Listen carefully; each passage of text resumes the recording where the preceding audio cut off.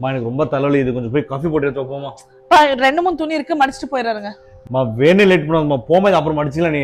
சரி இதெல்லாம் விடுங்க, இன்னைக்கு நியூ இயர்ப்பா, அம்மா வீட்டு வரைக்கும் போயிட்டு வரலாமா? நான் என்ன சொல்றேன், நீ என்ன பேசுகிற? நானே தள்ளு நோக்குறேங்க.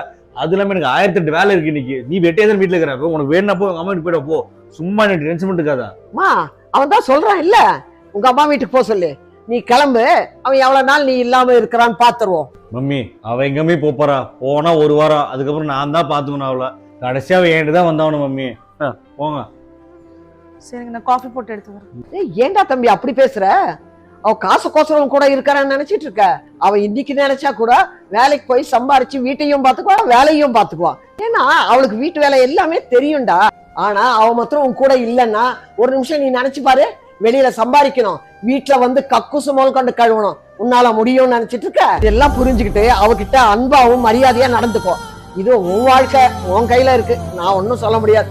எப்படியோ நடந்துக்கோ, அவ்வளவுதான்.